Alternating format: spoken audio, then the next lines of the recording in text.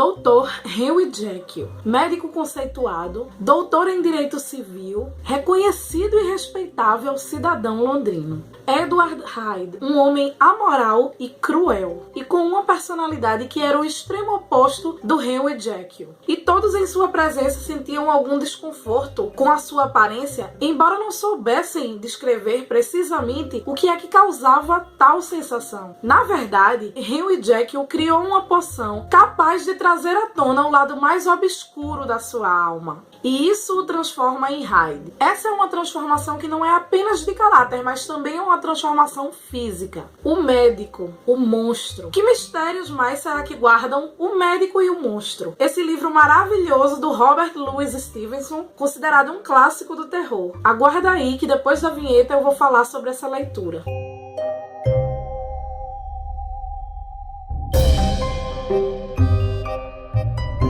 Mr. Utterson, advogado e amigo de longa data de Henry Jekyll, pergunta-se que relação deve haver entre duas pessoas que aparentemente não têm nada em comum, como o Henry Jekyll e o Edward Hyde, e teme que nessa relação estranha, que ninguém entende muito bem o porquê ou como se deu, o seu amigo esteja manipulado. Ele tem essa impressão porque há um testamento em que Jekyll diz que, em caso de morte dele, ou até mesmo se ele viesse a desaparecer, ou se fizesse ausente de modo inexplicado por qualquer período superior a 3 meses, todas as suas posses ficariam para o seu amigo e benfeitor Edward Hyde. Isso preocupa bastante Utterson, e enquanto isso seu amigo Jekyll vai se tornando cada vez mais reservado e misterioso. Dr. Lanyon, um outro velho amigo de Henry Jekyll e também do Mr. Utterson, afasta-se ao decorrer dos anos porque ele diz que o seu amigo se tornou excêntrico demais para ele, e isso na verdade não foi por causa de nenhuma briga. Ele diz que a mente do amigo tinha seguido a direção errada. Criticava o palavrório nada científico que o amigo utilizava. E esse foi o ponto crucial desse afastamento deles. Lanyon, um amante das ciências e um cético para as coisas sobrenaturais, e o Jekyll cada vez levando a ciência para um lado mais sobrenatural, transcendental. Então esse era um ponto de afastamento deles, e acaba que eles realmente passam a conviver menos. E é inclusive indo por esse lado mais transcendental que ele cria essa poção que permite que ele mude de corpo. Então a partir daí ele realiza as suas vontades mais sórdidas, as coisas mais cruéis que uma pessoa boa como ele tinha a reputação que ele tinha, jamais poderia ser visto fazendo. Enquanto estava como Edward Hyde, ele tinha total liberdade para fazer isso. Até porque era uma pessoa que não existia para o mundo, era um duplo seu, criado por ele, e que de certa forma era uma maneira agradável de fazer aquelas coisas que ele não se orgulharia fazendo se fosse Henry Jekyll. E depois, quando ele voltava para o corpo de Henry Jekyll, ele não parecia sentir a menor culpa pelas ações que tinha cometido.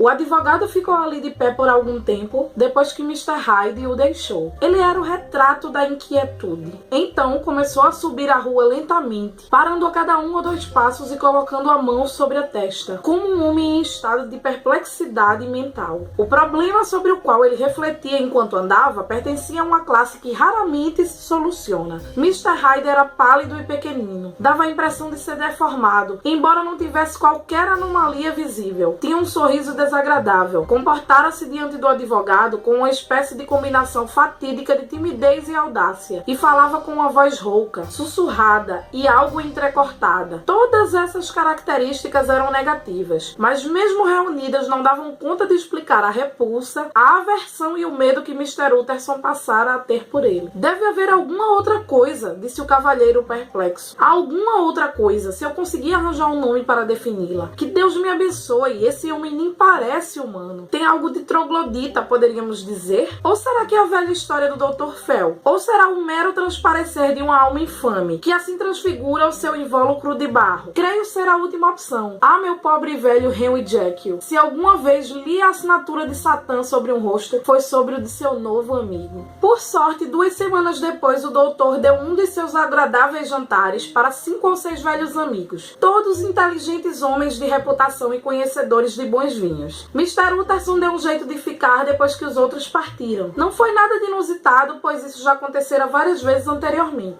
Nos lugares em que Utterson era querido, era muito querido. Os anfitriões adoravam segurar o advogado sóbrio, enquanto os convidados alegres e de língua solta já tinham o pé sob o pórtico de entrada. Gostavam de sentar-se por algum tempo em sua companhia discreta, praticando a solidão, deixando suas mentes ganharem sobriedade diante do rico silêncio daquele homem. Após todos os esforços da alegria. O Dr. Jekyll não era exceção a essa regra. Sentava-se agora do lado oposto da lareira. Um homem corpulento, bem constituído, a pele do rosto lisa, nos seus 50 anos, com um ar um tanto dissimulado, talvez, mas com todas as características de alguém capaz e gentil. Era possível ver pela expressão de seu rosto que tinha por Mr. Utterson um afeto sincero e profundo. O que eu achei mais incrível é essa existência de um duplo para que ele pudesse realizar as coisas mais vis que seu pensamento era capaz de maquinar. Porque para mim o que faz várias histórias serem ruins é essa coisa desnecessária que eu acho de separar bem e mal, já que dentro de nós